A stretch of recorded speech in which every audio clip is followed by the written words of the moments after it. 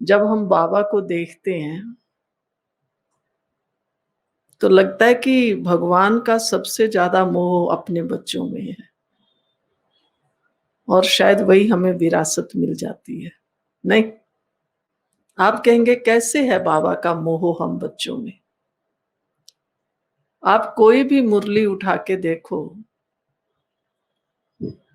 बाबा हमेशा कहता है, तुम मेरे सिकिल दे बच्चे हो। आप भी तो अपने बच्चों को यही कहते हो ना, मेरा राजा बेटा। भगवान की भाषा अलग है, कहता तुम मेरे राजा बेटे हो। कैसे? मैं तुमको राजयोग सिखा के राजाओं का राजा बना देता। लौकिक अलौकिक में यही अंतर है। माँ बाप केवल एक्सपेक्ट करते हैं, आशाएं रखते हैं, बेटा हो बेटी हो, मेरा राजा बेटा है, राजा बेटी है, मेरा बेटा बड़ा होके ऑफिसर बनेगा, जज वकील बनेगा, कोई बड़ा बिजनेसमैन बनेगा। भगवान क्या कहता है, मेरे बच्चे तुम कैसे बनोगे? कैसे बनोगे? राजाओं के राजा बनोगे। पारलौकिक माता पिता और लौकिक में बहुत बड़ा अंतर ये है, माँ बाप चाहते हैं मेरा बच्चा ये बने, बच्चा बने ना बने ये उसका भाग्य है। कई बार माँ बाप कुछ बनाना चाहते हैं, डॉक्टर बनाना चाहते हैं, बच्चा कहता है मैं डॉक्टर नहीं बनूंगा, मुझे तो ऑफिसर बनना है। दोनों की चॉइस ही अलग अलग हो जाती है। लेकिन भगवान जब स्वयं इस धरा पर आते हैं, जैसा हमें बनाना चाहते हैं वही बनाते हैं। बच्चे तुम कोटों में कोई, कोई में भी कोई। कोटों में कोई तो हम उसी दिन बन गए थे जिस दिन हमने बाबा के घर में कदम रखा। बाबा को जाना भी नहीं, सुनना ही शुरू किया, बच्चे तुम कोटों में कोई हो। और फिर कोऊ में भी कोऊ हम कब बने? जब हमने उसको पहचान लिया, उससे जुड़ गए। जो हमें पढ़ाई भगवान पढ़ा रहा है, उस पढ़ाई को पढ़ते हैं, धारण करते हैं, तो हम कोई में भी कोई बन जाते हैं। यही गायन फिर गीता में भी है, हे अर्जुन कोटों में कोई, कोई में भी कोऊ मुझे पहचानते हैं। बाबा को याद कैसे करें? याद करने की विधि, विधि ये है, जो बाबा हमें बनाना चाहते हैं, हमारे अंदर वो पहले नशा चढ़े। जब तक नशा नहीं तब तक याद नहीं। इसलिए बहुत बार आजकल देखा जाता है, याद में बैठते हैं, योग में बैठते हैं, बोर हो जाते हैं, घड़ी देखते हैं, अच्छा अभी तो 5 ही मिनट हुए, आधा घंटा हुआ। केवल मैं ज्योति बिंदु आत्मा हूं और ज्योति बिंदु बाबा को याद करना है। कोई कोई तो कहते हैं सिर भारी हो गया, सिर में दर्द हो गया। भगवान को याद करने में सिर भारी क्यों होगा? सिर तो हल्का होना चाहिए, सारा बोझा उतर गया। तो अंदर में जब नशा चढ़े, तो बाबा जो कहता है बच्चे अपना सारा बोझा मुझे दे दो, तब हम अपना बोझा बाबा को दे सकते हैं। हम लोग जब ज्ञान में आए, चाहे हम आयु में तो बहुत छोटे ही थे, फिर दादियों के संपर्क में रहे, दादियों को हमने देखा, दादियों को इतना नशा, नशा केवल ये नहीं था कि हम देवता बनने वाले हैं, हर बात का नशा था। बाबा हमारे साथ है, केवल ऐसा रटन नहीं थी, बाबा हमारा साथ है, बाबा मेरा साथी है, हजारों भुजाओं वाला बाबा मेरे साथ है। केवल ये स्वमान रटना नहीं था। आजकल कहते हैं हम 100 बार लिखते हैं, आप लिखें या ना लिखें ये आपकी मर्जी है, लेकिन क्या मेरे अंदर ये नशा, ये खुशी आती है? अरे वाह! मेरा साथी कौन? आप दुनियादारी में देख लीजिए। अगर मान लीजिए हम तो बहुत साधारण हैं, अगर आज आप किसी मिनिस्टर के साथ थोड़ी दूर जाते हैं, तो चाल बदल जाती है कि नहीं बदल जाती है बताओ? आज आपको मालूम हो हमारे यहाँ प्रोग्राम है और फलाना जज आने वाला है, ऑफिसर आने वाला है, मिनिस्टर आने वाला है, आप कैसे आते हैं? कैसे आते हो? बड़ा एकदम कोई-कोई तो अपना-अपना कोई ना कोई रिलेशन भी निकाल के आते हैं। सर आप फलाने गाँव के हैं, हम भी उसी गाँव के फलाने के हैं। आप देखिए चाल, ढंग, उनको कोई कहेगा ना आप पीछे हो जाइए, थोड़ा-सा रास्ता, वो अपना बहुत उस नशे से आता है।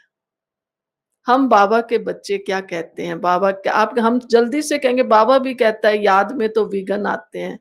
हमने विघ्न आते हैं ये स्वीकार कर लिया, मगर बाबा कहता है मुझे याद करो ये विघ्न चले जाएँगे, ये स्वीकार नहीं किया। क्योंकि मुझे नशा नहीं चढ़ा, बाबा मेरे साथ है। याद हमारी एक्यूरेट तब होगी, हमें याद का आनंद तब आएगा, याद में शक्ति तब मिलेगी, जब हमें बाबा की एक-एक बात का नशा हो। हम कई बार सुनाते हैं, बड़ी दीदी थी, कोई भी बात होती थी हमने देखा, उस ज़माने में ब्रह्मा कुमारीज़ का अपोज़िशन बहुत था, लोग विरोध करते थे, तरह-तरह की बातें कहते थे, कोई बात हो जाती थी, कोई विघ्न आता था, कोई समस्या आती थी, कोई भाई-बहन थोड़ा उल्टा-पुल्टा कहते थे। दीदी कहती थी, "बाबा बैठा है ना, ये काम होगा नहीं।" हुआ पड़ा है, हुआ पड़ा है। मुझे अभी तक भी याद है हम छोटे थे, यज्ञ में आए, जब हमारी दीदी कहती थी ना हुआ पड़ा है, मैं सोचती ये हुआ पड़ा क्या चीज़ है? उस समय इतनी समझ नहीं थी। हुआ पड़ा है, हुआ पड़ा है। पर आज भी मैं वो इम्प्रेशन, वो हाव-भाव समझ सकती हूँ, याद आता है, इतना नशा हमारी दीदी-दादियों को। बाबा है ना, बाबा बैठा है ना, हुआ पड़ा है। नशा हमारे पास जरा-सा छोटा-सा पारिवारिक कोई विघ्न आ जाता है, अपने संस्कार स्वभाव का कोई टकराव हो जाता है, हम क्या कहते हैं? बाबा, अब देखिए आवाज में अंतर। दादियां कहती थी हुआ पड़ा है, बाबा बैठा है ना, बाबा करेगा। बाबा, मैं तो आपको याद करती हूँ, मेरे साथ ऐसा क्यों हो रहा है? पता नहीं है क्यों हो रहा है? पता है क्यों हो रहा है, क्यों नहीं हो रहा? पता है, नहीं पता है? पता है ना? मेरे कर्मों का कोई हिसाब किताब है, मेरे सामने आया है। अब बाबा बैठा है, शक्ति देगा, पर मैं शक्ति लूंगी तब तो शक्ति देगा। अब जब मैं उदास हूं, रो रही हूं, चिंतित हूं, अंदर से डरी हुई हूं, भयभीत हूं, तो करंट आएगा बाबा का। फिर ये बल्ब तो फ्यूज है, अब फ्यूज बल्ब में करंट कैसे आएगा? याद करो, हमें याद है बचपन में घरों में बल्ब लगा करते थे 60 वॉट और 100 वॉट के, और कई बार वो बल्ब फ्यूज हो जाता था, उसका फिलामेंट हो जाता था ना, तो यूं यूं करके उसको हिलाते रहते थे। फिर कई बार अचानक जुड़ भी जाता था, फिर दोबारा उस बल्ब को जला लेते थे, फिर थोड़े दिन चल जाता था, फिर फ्यूज हो जाता था। अब मेरा फिलामेंट अंदर का तो हिला हुआ है। बाबा, अब बताओ आएगा बाबा मेरे पास? कैसे देगा शक्ति? अब चाहे उठा के वो जो बल्ब फ्यूज हो चुका है, उसको पावर हाउस से लगा दो, ट्रांसफार्मर से लगा दो, कहीं भी लगा दो, जलेगा? अब ये बल्ब भी एकदम, फिर कहेंगे बहन जी, हमने तो सोचा 11 दिन 21 दिन योग करेंगे, योग भी किया बस, पर क्या बताएं, हमारी दादियों ने कभी नहीं ऐसे कहा। दादियों को नशा पूरा, आ भी गया कोई विघन, सारी सारी रात याद में बैठे हैं।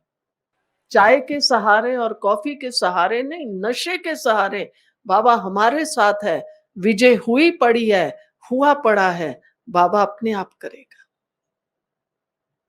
तो याद में अभी हम देखते हैं क्या लैकिंग है, हमें ज्ञान का नशा नहीं है।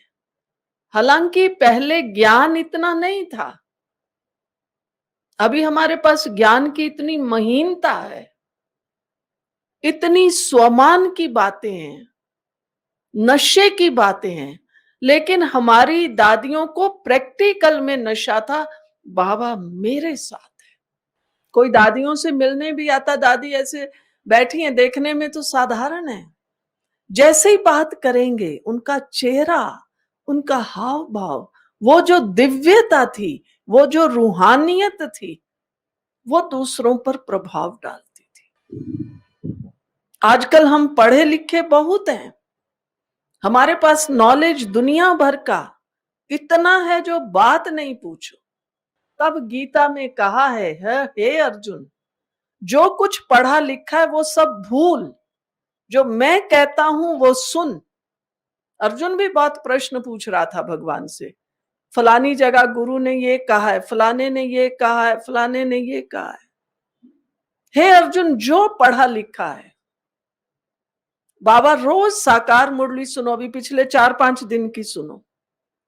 बच्चे अपने को आत्मा समझो, हमारा आत्मा का अभ्यास ही पक्का नहीं होता है, क्योंकि यहां इतना दुनिया भर का ज्ञान की भेंट में कहेंगे, इतना कचड़ा भूसा भरा हुआ है जो बाबा कहां से याद आए।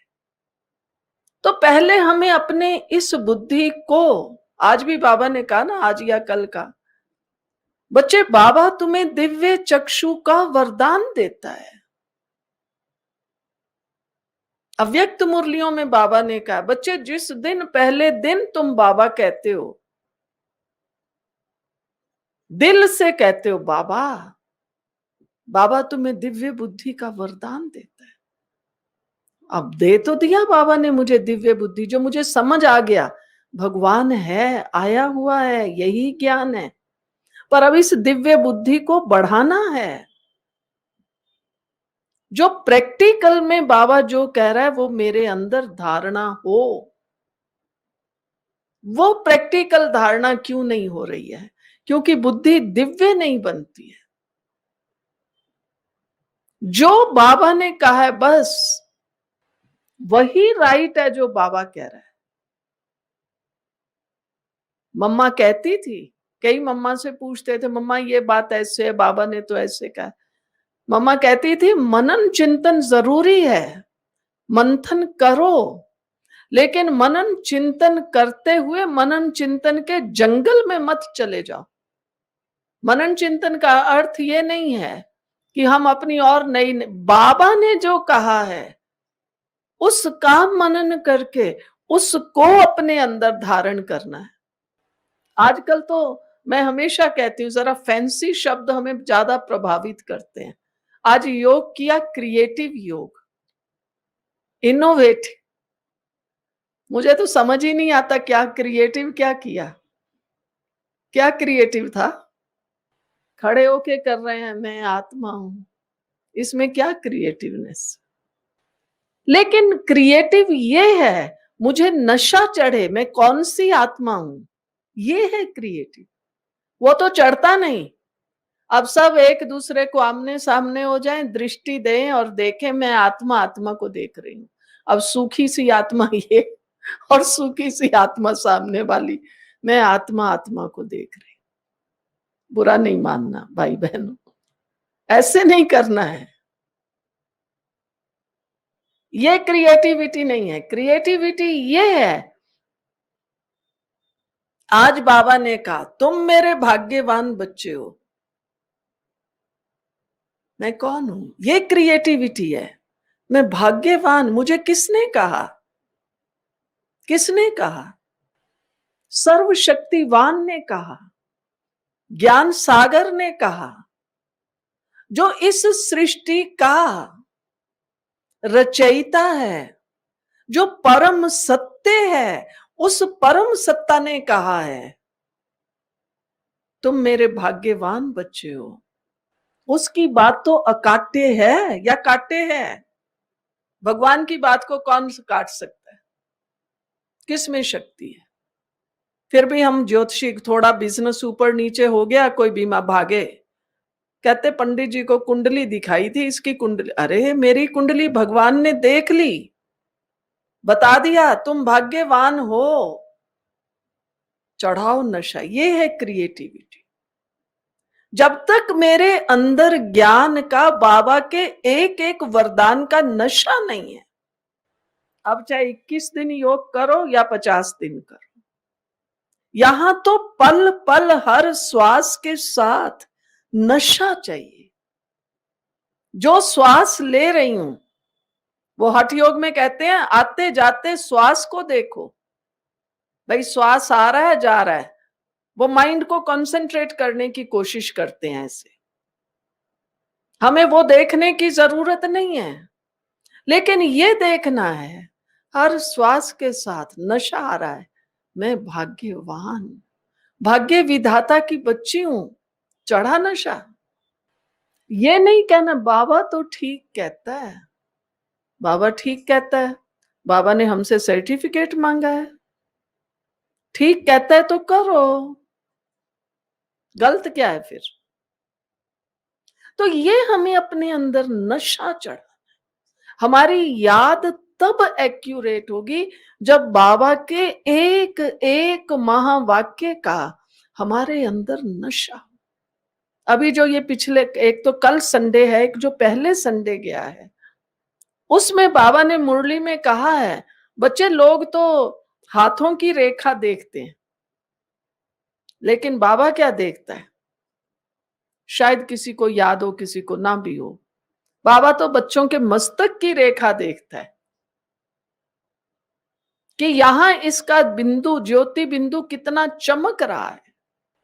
और मैंने तो कभी अभ्यास ही नहीं किया कि हाँ कहती हूं मैं ज्योति बिंदु आत्मा हूं, पर कैसी हूं? बस ज्योति बिंदु हूं, ये ढीली सी ज्योति बिंदु आत्मा। ऐसे नहीं बैठना है, नशे में बैठो, मैं ज्योति बिंदु आत्मा हूं, बाबा मुझे शक्तियां दे रहे, शक्तियां मुझे महसूस हो, बाबा की शक्तियां, बाबा का प्रकाश। तो बाबा के एक एक शब्द का नशा हमें चढ़े, तब हमारी बुद्धि, तब हमारे संबंध बाबा से लगेंगे। बाबा ने मुझे कहा तुम भाग्यवान, तुम पद्मा पदम भाग्यशाली आत्मा हो। इसका मतलब ये नहीं मैं चादर ओढ़ के सो गई, मैं तो पद्मा पदम भाग्यशाली आत्मा हूं। बाबा हमें कर्म का ज्ञान कराते हैं, बच्चे तुम पद्मा पदम भाग्यशाली आत्मा हो, इसलिए क्या करो, मुझे याद करो। याद करेंगे, कर्म साथ में है, कर्म को हम अलग नहीं कर सकते हैं। हर कर्म में बाबा मेरे साथ है, हर कर्म में बाबा ने मुझे वरदान दिया है। तो आलस कैसे आएगा, व्यर्थ कैसे? बहुत से भाई बहन यही पूछते रहते हैं, दीदी व्यर्थ बहुत आता है। कहां से आता है व्यर्थ? कौन से दरवाजे से आता है? कौन भेजता है आपके पास व्यर्थ? कोई बता सकता है? हम अपने आप ही क्रिएट करते रहते हैं, ऐसा ना हो जाए, फिर वो ना हो जाए, मेरा फलाना बीमार है, मर ना जाए। क्या सोच रहे हो? आपने सोचा क्या मर ना जाए? आपने ये तो कहा ही नहीं कि वो जिंदा रह जाए। अभी 2 दिन पहले की बात है, मैंने कहा अब तो सबका धंधा ठीक चल रहा है, आ गया लेवल में। तो मेरे को भाई ने कहा बहन जी पहले जैसा नहीं है, पहले जैसा नहीं है माना। अब सारा दिन मेरे मन से यही आवाज, यही आहा, यही भाव, पहले जैसा नहीं है, पहले जैसा। समय अनुसार हर बात को स्वीकार करें। अब मान लो कोई 60-70 साल का बुजुर्ग व्यक्ति है, वो 5 साल के 7 साल के बच्चे को देख रहा है, भाग रहा है, वो कहता मैं भी भागूं ऐसे ही, भागेगा? भागेगा? हाँ, वो कहे नहीं नहीं, मैं तो अपने आप को बिल्कुल कमजोर नहीं। तू कमजोर नहीं मानता, ये अच्छी बात है, लेकिन कंपेयर किससे कर रहे हो जाएगा उससे कंपैरिजन। तो ये तो समझना पड़ेगा ना हमें। लेकिन 60-70 की उम्र में भी जैसे मैं चल रहा हूं, चल रही हूं, कितना बढ़िया है, कष्ट नहीं है। लेकिन वो 10 साल वाले बच्चे से कंपैरिजन मत कीजिए, तो फिर तो क्या हो जाएगा। डॉक्टर के पास जाएंगे, कहेंगे दवाई तो ठीक है, पर मैं पहले जैसी नहीं हूं। लो, तो भाई पहले जैसे तो नहीं हो सकते। पहले तो मैं दांत से ना गन्ना भी चूस लेती, चना भी खा लेती थी। अब ये जो हमारे में संस्कार है ना, पीछे देखना, पीछे मुड़ मुड़ के मत देखिए, आगे देखिए, आगे देखिए। बाबा मुझे कहां ले चल रहा है? सतयुग में। बाबा का क्या बना रहा है? देवता। पीछे तो कहां देखोगे? वहां तो हम सब कलयुग में थे, शूद्र थे। तो अभी कौन सा प्रोग्राम है? शूद्र बनना है, देवता बनना है? तो अब बाबा ने मुझे ब्राह्मण बनाया है, आगे मुझे फरिश्ता बनना है, नशा चढ़ाओ। तो हमारी याद की अनुभूति, याद की शक्ति, क्योंकि आप देखो जो अनुभव सुनते हैं, ब्रह्मा बाबा ने भी क्या किया, बाबा को नशा चढ़ गया, मैं कल जाकर ये बनने वाला हूं, विष्णु चतुर्भुज। कौन सा नशा चढ़ा ब्रह्मा को? हम आज भी कहते हैं, आप मधुबन में जाके देखिए, छोटे हॉल में जिधर भाई बैठते हैं, ट्रांसलाइट पड़ा है पहले गेट के पास, नीचे तो लक्ष्मी नारायण का है, ऊपर श्री कृष्ण का, तब से है। और बाबा को नशा रहता था, बच्चे मैं कल जाकर ये मिचनू मिचनू बनने वाला। और बाबा को ऐसे फीलिंग रहती थी, ऐसा हमें महसूस होता था। अभी भी कभी आप मुरली में आएगा, सुनेंगे, ऐसे जैसे हम एक ड्रेस, मान लो मैंने ये पुरानी सी साड़ी पहनी है, अभी मुझे कोई नई दे दे, नहीं बहन जी ये चेंज करो, नई पहन लो, कितनी खुशी खुशी से पहनेंगे, मेरे को नई ड्रेस मिली है। बाबा को ऐसे खुशी रहती थी, मैं कल जाकर ये मिचनू मिचनू, बस आज ये वस्त्र उतारूंगा, कल ये पहनूंगा, बच्चे मैं कल ये बनने वाला हूं, मिचनू मिचनू बनने वाला हूं। बाबा ऐसे हो जाता था। हम में से कितनों को ये याद रहता है, कल और आज शायद हमने ये होमवर्क भी रखा था कि मैं एक्टर, कौन सा एक्टर हूं, मैं कल ये देवता बनने वाला हूं, कितना नशा मुझे चढ़ा। तो मम्मा बाबा को ये नशा था, हम कल जाकर ये बनने, हमें नशा है। आप कहेंगे बहन जी हमें तो पक्का नहीं है ना कृष्ण बने, कृष्ण नहीं बनेंगे, देवता तो बनोगे नहीं बनोगे? देवता बनेंगे, ये निश्चय है, ये नशा है। तो निश्चय माना नशा। हाँ देवता तो बनेंगे, फिर हम देवता कर क्या रहा है? जब हमें ये निश्चय नशा दोनों पैरेलल चलेंगे, ऐसे नहीं आज निश्चय कम हो गया, पता नहीं भाई, ठीक है सतयुग में नहीं आएंगे तो त्रेता में सही, अरे कुछ नहीं तो दास दासी तो बन ही जाएंगे। हम दास दासी बनने आए हैं यहाँ? बाबा को नशा था मैं ये विश्व का मालिक बन रहा हूं। आज भी बाबा ने कहा बच्चे मैं तुम्हें आकर विश्व का मालिक बनाता हूं। अपने अंदर ये नशा रखेंगे, ये खुशी रहेगी, तब हमें बाबा की याद आएगी। याद कैसे करना है? थके हुए बाबा,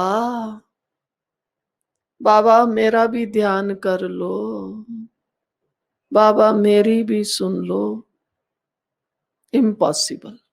नशा हो, अंदर में खुशी हो, पल पल थैंक यू बाबा, मीठे बाबा, प्यारे बाबा, वाह बाबा। एक हमारी बहुत पुरानी दादी हुआ करती थी, भगवती दादी, लखनऊ में रहती थी, हजरतगंज में। मैं उनके साथ कुछ समय रही। मैंने देखा खाने के बाद, नाश्ते के बाद खाना खाती थी, उस समय भी शुक्रिया बाबा, कितना अच्छा ब्रह्मा भोजन मिला। उस दादी की मैंने ये विशेषता देखी, अब मुझे कई बार याद आता। और कई बार होता है ना, हम खाना खा के थोड़ी देर बैठ जाते हैं आपस में, कोई दो जने बात कर रहे हैं। कभी हम बैठे रहते थे, दो जने बात आपस में, कहती थी ये पूजा की थालियां कब उठेंगी। कभी ये नहीं कहा उसने जूठे बर्तन उठा के अब कुछ करो। इतना प्यार से मुझे आज तक याद है, कहती थी ये पूजा की थालियां कब उठेंगी। अब देखिए दादियों का नशा। और हमें तो अगर घर में दो चार जूठे, दो लोगों के बर्तन है ना, चार लोग, अरे बर्तनों का ढेर लगा पड़ा है, अभी तो मुझे वो भी साफ करना है। और देखिए जिनको ये फीलिंग होगी कि ये पूजा के बर्तन भी साफ कैसे करते हो आप, पूजा के बर्तन साफ की होगी ना, बहुत भाई बहनों ने भक्ति भी की होगी। पूजा का बर्तन अलग, पूजा का बर्तन धोने का पानी तक अलग रखते हैं अच्छे अच्छे भक्त तो, उसका मटका अलग रखते हैं, बर्तनों को अलग रखते हैं। और हम तो सारा दिन बर्तन ठा ठा गिराते रहते हैं, तोड़ते ही रहते हैं। ये मेरे पूजा के बर्तन है। मुझे बहुत अभी अब हंसी आती है, तब तो हम छोटे थे तो दादी कहती थी ये पूजा की थालियां कब उठेंगी।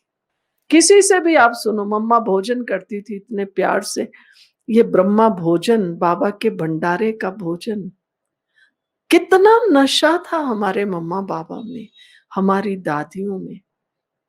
मैंने एक बार चंद्रमणि दादी जी से पूछा था, दादी जी चंडीगढ़ में आए हुए थे, मैं भी वहीं थी। मैंने कहा दादी आपका योग कैसे बाबा से लगा रहता है, हमारा हर घड़ी निरंतर नहीं लगता है। चंद्रमणि दादी ने बहुत अच्छी बात कही। पहले तो दादी ने हंस के कहा, कहती तुम्हारा कैसे लगेगा। तो मुझे थोड़ा सा ऐसा लगा दादी ने ऐसे कैसे कह दिया। मैंने कहा क्यों दादी, हमारा निरंतर नहीं हो सकता। कहती देखो, फिर बड़ा प्यार से समझाया, कहती देखो हमारे ना साथ हर घड़ी बाबा था साकार। अब बाबा ने बुलाया है, बाबा ये कह रहा है, बाबा ये तो हमें बाबा बाबा दिखाई देता था, तो बाबा याद रहे। अब हमें क्या करना है, हमें इमर्ज करना पड़ता है। लेकिन अब हमें ये अभ्यास हो जाना चाहिए, बाबा मेरे साथ है, बाबा ये कह रहा है। चाहे घर गृहस्थी में रहते हो, बाबा कह रहा है बच्चे ये करो, बच्चे ये करो। आप कहेंगे हमारी जिम्मेवारियां बहुत हैं, बाबा ने मुझे ये सेवा दी है।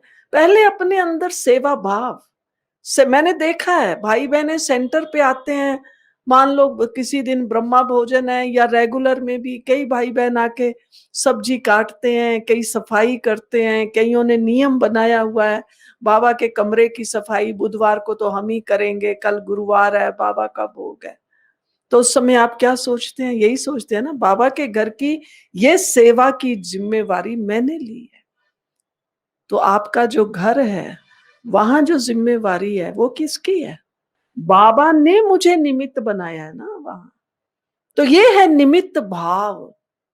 तो प्रैक्टिकल में ये निमित्त भाव हो, मैं यहां सेवाधारी हूं, हर मंदिर का पुजारी है ना। आपका घर आपका मंदिर है, आपका घर आपका सेंटर है, आश्रम है। बहनें भी तो यही कर रही हैं, आए हुए भाई बहनों की सेवा करती हैं, टोली खिलाती हैं प्यार से, गुरुवार का भोग खिलाती हैं। और घर में हम कैसे चलते हैं, मैं ही नौकर हूं क्या, खा खा के बर्तन रख देते हैं, अभी तुम भी साफ करो, मैं तो थक गई हूं, आज तो आप बाहर से खाना ले आओ जो खाना है। मैं सेवाधारी, मैं निमित्त आत्मा हूं। बाबा ने मुझे भाग्य दिया भोग बनाने का। वो आत्मा कितनी सौभाग्यशाली है जिसको ये अंदर में नशा रहे, बाबा का भोग बनाने की जिम्मेवारी मेरी। अगर सेंटर पर कोई बहन कह दे किसी माता को या भाई को, भाई जी माता जी कल से ना गुरुवार का भोग होगा ना, तो ये टेबल लगाना, उसका कपड़ा भी, ये आपकी ड्यूटी। कितने खुश होते हैं, कहते बाबा के भोग, वो टेबल मैं रखती हूँ। मैं पटना में रहती थी, कृष्णी दादी थी, मैंने देखा वो ध्यान में जाती थी, गुरुवार को भोग लगाती थी। गुरुवार को भोग बनाती भी थी, लगाती भी थी। भोग वोग बना के आएंगी, कुंज दादी मुरली सुनाती थी, आके अपनी साड़ी कपड़े चेंज करेगी। जो साड़ी गुरुवार को दादी भोग में पहनती थी, नंबर 1 नई साड़ी, बस उसको पहन के जाती, भोग लगाती थी और फिर भोग बांटने करने में सहयोग देना करना जो होता है बहनों का काम। और उसके बाद उस साड़ी को उतार के लपेट के रख देती थी। उस साड़ी को पहन के, भोग वाली साड़ी है ना, तो कहीं बैठना नहीं है। इतनी शुद्धता थी इन दादी। बस वही घंटा 2 घंटा वो नई साड़ी पहनी, उसको ऐसा, वैसे जनरली तो हम कपड़े प्रेस किए हुए हैं, धुले हुए ऐसे ही रख देते हैं। वो भोग वाली अपनी साड़ी भी ऐसे लपेट के रखती थी जैसे भोग के कपड़े हैं। उस साड़ी को जनरल में नहीं पहनेंगी, ठीक है बाबा का भोग है, फ्रेश साड़ी मैंने पहनी हुई है, ठीक है ना, उसको जनरल में नहीं पहनती थी। जितने दिन भी वो महीने, चाहे साल भर पहने, जितना भी, धुलाई तो करेगी 2-3 बार पहन के, ऐसा नहीं धोएगी नहीं, लेकिन भोग वाली साड़ी भोग के कपड़ों की तरह रखती थी उसको। ऐसे नहीं कहीं भी बैठ गए, अब वो साड़ी पहनी है बाथरूम में चले गए ना। अंदर में ये लगन, ये निमित्त भाव आप करके देखिए अपने घरों में, चाहे बच्चे हैं, बहू बेटे हैं। मुझे बाबा ने सेवा दी है, वो भी तो यही देखते हैं ना। कई बार हम कईयों के घर में जाते हैं, उनके घर में बहू बेटे हैं, या मान लो किसी के घर में एक ज्ञान में आता है, दूसरा नहीं आता, हम उनको प्यार से निमंत्रण देते हैं, भाई जी बहन जी आप भी आइए ना बाबा के घर में। कहते हैं ये एक आता है ना बहन जी, यही बन जाए। ये मिलता है हमें जवाब। बहू बेटों को कहो आप भी आया करो, आते हैं आपके मम्मी पापा भी, कहते हैं जी यही जाते हैं, यही बहुत है। क्योंकि उनको हमारे से ये अनुभूति नहीं होती है कि ज्ञान योग से प्राप्ति क्या है, नशा क्या है। हम भी वैसे ही परेशान हैं जैसे दुनिया वाले। अब निमित्त भाव क्या है? बाबा ने कहा बच्चे करण करावनहार बाबा है। करें ना हम ये हर घड़ी समझे, करण करावनहार बाबा है, मैं आत्मा निमित्त मात्र हूं। तब तो हम कहते हैं नहीं, मेरा बेटा मेरी बेटी ऐसा क्यों नहीं हुआ, वैसा क्यों नहीं हुआ। ज्ञान में आने के बाद भी हम ये सोचते हैं, यही देखते हैं। मेरी बहू आई तो पियर्स से क्या ले आई, अरे क्या ले आई, कितनी ऊंची भावना है ना। बाबा ने मुझे सब दिया है, मुझे संतुष्ट रहना है, क्या नहीं दिया। बनाओ लिस्ट, मुझे बाबा ने क्या क्या दिया है। खाने को दिया है, सुख सुविधाएं हर एक का जो जो लेवल है उस अनुसार दिया है। अगर हमारे अंदर ये संतोषी भाव, निमित्त भाव, करण करावनहार बाबा है, किसी से कोई एक्सपेक्टेशन नहीं, ना भाई से, ना बहन से, ना मां से, ना बाप से, ना बहू से, ना बेटे से। मेरी एक्सपेक्टेशन एक बाबा से, बस बाबा मैंने आपका हाथ पकड़ा है, बस अब मैं आपका हाथ पकड़ के रखूं। भक्ति में गाना गाते थे, मेरी डोरी तेरे हाथ। तो अपनी दिल दिमाग की डोरी बाबा को दे दो। जब हम इतने प्रेम से, भाव से बाबा को याद करेंगे, तो भक्ति में एक शब्द है शक्तिपात। कहते हैं गुरु जी ने ना मेरे पर शक्तिपात किया। वो तब होता है जब दोनों गुरु चेला एक भाव में जब बंध जाते हैं, एकात्मक हो जाते हैं। तो बस मैं और मेरा बाबा, हम दोनों एक हैं। कभी पूछना ही नहीं पड़ेगा बाबा को कैसे याद करें, हम दोनों हैं ही एक। हम दो के बीच में कोई आ ही नहीं सकता है। जो मेरी जिम्मेवारियां, इनमें मैं निमित्त मात्र हूं, मैं निमित्त बन के कर रही हूं। बाबा करा रहा है, सफलता हुई पड़ी है, मुझे बाबा देवता बनाने आया है, बस इतना सा नशा चढ़ा लो तो निमित्त भाव भी आएगा, वाणी भी मीठी होगी। समय हो गया, लास्ट में एक बात कहती हूं, हम हंसते हैं इस बात पे हमेशा। अभी मान लो हम यहाँ बैठे हैं, पानी का गिलास पड़ा है, अचानक आप आए और आपका पल्ला लग गया या हाथ लग गया या कोई चीज, अचानक पानी का गिलास गिर गया, आपने गिराया नहीं, गिर गया। फिर क्या कहेंगे? कहेंगे कोई बात नहीं, गिर गया, अरे किसी से भी गिर जाता है ना। अगर कांच का होगा टूट, कहेंगे कोई बात नहीं, टूट गया तो अरे और आ जाएगा। वो किसी और से गिरा ना, तो ये हमने, चाहे कोई बाहर से मेहमान आया, चाहे उनके बच्चे से गिरा, और घर में अगर अपने बच्चे से, अपने बेटे बेटी से, बहू से वही गिलास गिर जाए, फिर क्या होगा? तुम देख के तो कभी काम करती नहीं हो। जहां चीज गिरे वहां समझ लो तुम हो। करो अब साफ। आप देखिए, तो कभी कभी मैं हंसती हूँ, इससे तो पराये लोग ज्यादा अच्छे हैं, अपने नहीं है। क्या करें अब, अपने बना के रखें या परायों के साथ रहें, ये बता दीजिए। तो एक दिन मुझे लगा, बाबा जो कहता है ना तुम अपने को मेहमान समझो, ये है मेहमान का राज। हम मेहमान को माफ कर देते हैं और अपनों को गले से पकड़ लेते हैं। कल ही तो मैं लाई थी ये कांच का गिलास, 50 रुपए का, मेरा इतना पसंद है, और दूसरे से टूट, कहते कोई बात नहीं, अरे बहन जी अब गिलास टूटने की चीज है, मेरे से भी टूट सकता था, लेकिन जो अपना है ना, इसलिए बाबा कहता अपने को मेहमान समझो। मैं मेहमान हूं, मैं एक्टर हूं। अब वो बेटे बेटी बहू सासू किसी से भी गिर गया, मैं तो मेहमान हूं, वो भी मेहमान है। कोई बात नहीं जी, गिर गया तो कोई बात नहीं, मैं ही उठा देती हूँ। कितनी सहज है जीवन। तो हमारे जीवन में खुशी हो, प्रभु प्रेम हो, तो हमारी याद टिकी रहेगी। तो चलो आज हम यही अभ्यास करें। मैं आत्मा मेहमान हूं, और मैं आत्मा इस सृष्टि रूपी रंगमंच पर एक्टर हूं। मैं इस सृष्टि पर खेल खेलने आई हूं। खेलने का नियम है, हंसते हंसते खेल खिलाड़ी, हंसते हंसते खेल। इस सृष्टि रूपी रंगमंच पर मुझ आत्मा को हंसते हंसाते खेल खेलने का पार्ट मिला हुआ है। शिव बाबा सर्वशक्तिवान, ज्योति बिंदु, इस बेहद नाटक का स्वयं डायरेक्टर है। डायरेक्टर का मुझ एक्टर के लिए रोल है हंसते हंसते खेलो। हाँ बाबा,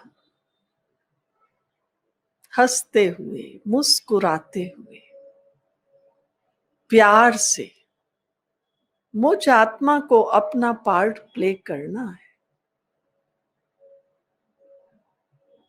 कितना सुंदर पार्ट बाबा आपने मुझ आत्मा को दिया है। एक एक पल हंसना और हंसाना है, एक एक पल मुस्कुराना है, और ये मुस्कुराहट दूसरों को बांटनी है। एक एक श्वास प्रभु प्रेम में बिताना है। वाह बाबा, कितना ऊंचा भाग्य आपने मुझ आत्मा का बनाया है। बहुत दिल से, प्यार से, मन ही मन कहो शुक्रिया बाबा। प्यारे बाबा, आपने मुझे अपना बना लिया, चुन लिया, और क्या चाहिए।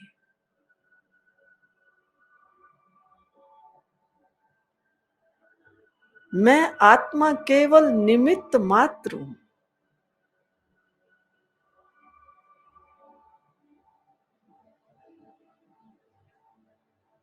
करण करावन हार शिव बाबा है।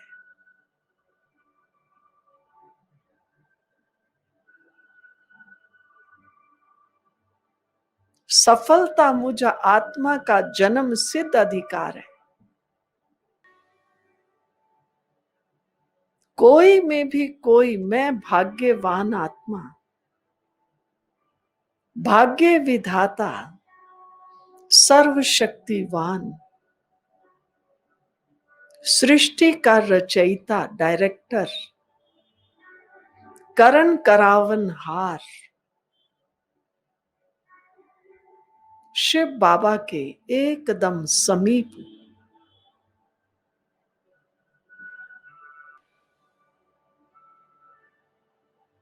अति सूक्ष्म ते सूक्ष्म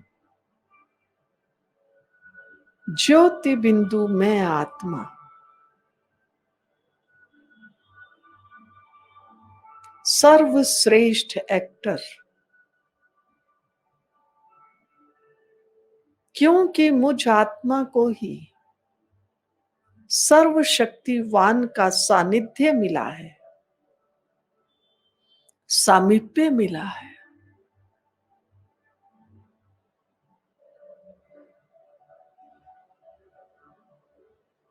स्वयं सृष्टि का डायरेक्टर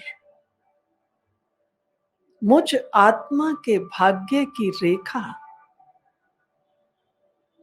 खींच रहा है। वाह बाबा वाह, वाह मुझ आत्मा का भाग्य।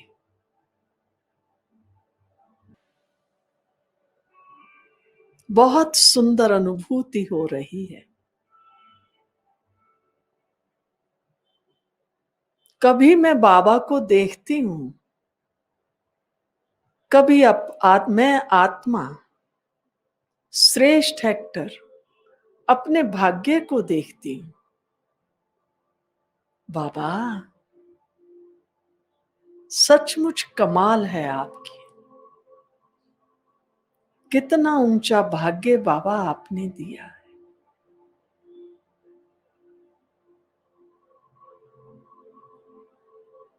एकदम बाबा के साथ एक भाव, एक रूप हो जाएं और बाबा से शक्तियां प्राप्त करें। मेरे परम पिता परमात्मा सदाशिव निराकार,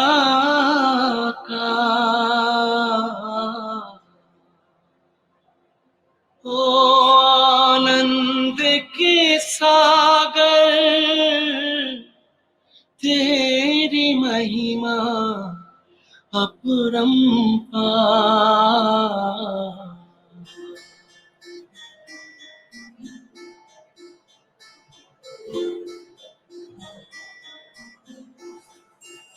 मेरे परम पिता परमात्मा, मेरे परम पिता परमात्मा सदाशिव निराकार, परम पिता परमात्मा सदाशिव निराकार,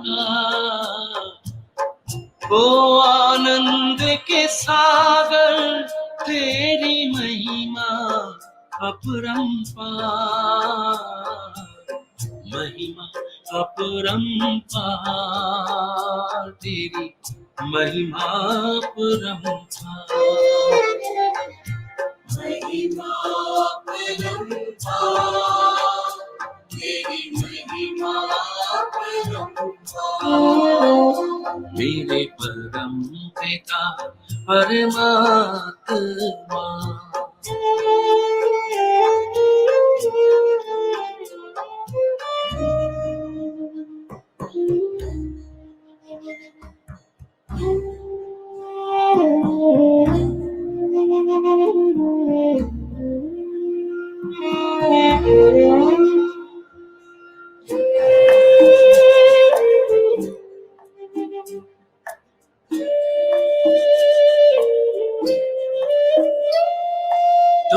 सृष्टि के ज्ञाता हो, वरदानों के दाता हो। तुम सृष्टि के ज्ञाता हो, वरदानों के दाता हो। हम तुमको पाकर पाए,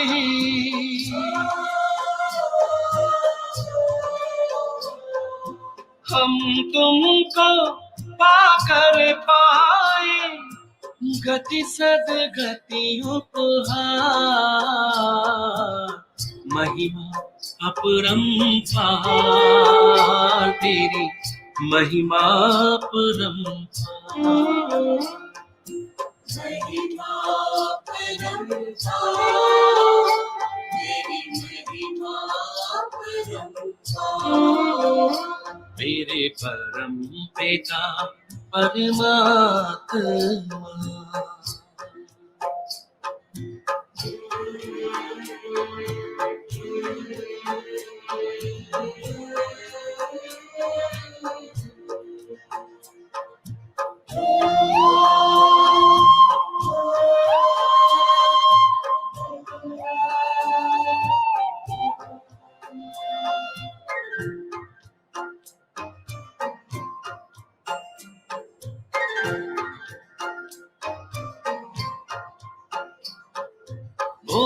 ओंकारेश्वर सर्वेश्वर, मुक्तिदाता मुक्तेश्वर। ओंकारेश्वर सर्वेश्वर, मुक्तिदाता मुक्तेश्वर। जीवन नैया सबकी करते,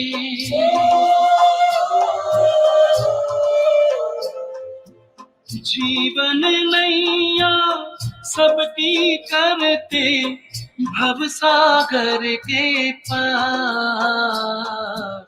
महिमा अपरंपार तेरी, महिमा अपरंपार। महिमा परंपार, तेरी महिमा परंपार। मेरे परम पिता परमात्मा,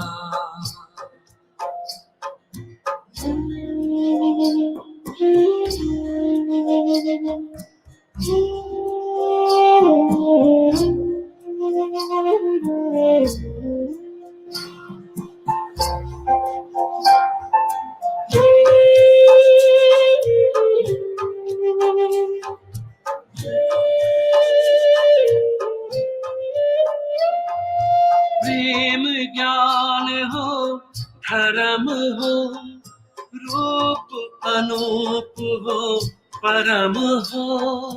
प्रेम ज्ञान हो, धर्म हो, रूप अनूप हो, परम हो। कल्प वृक्ष के बीज रूप तुम,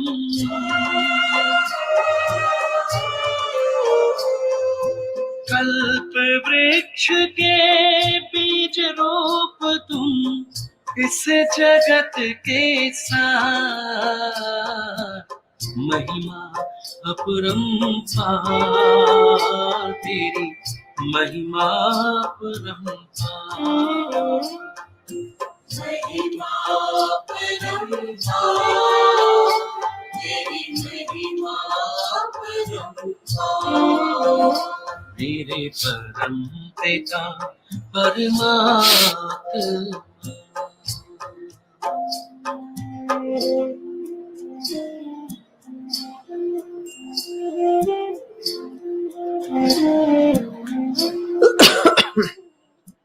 महिमा परंपार, तेरी महिमा परंपार। महिमा परंपार, तेरी महिमा परंपार। महिमा परंपार, तेरी महिमा परंपार।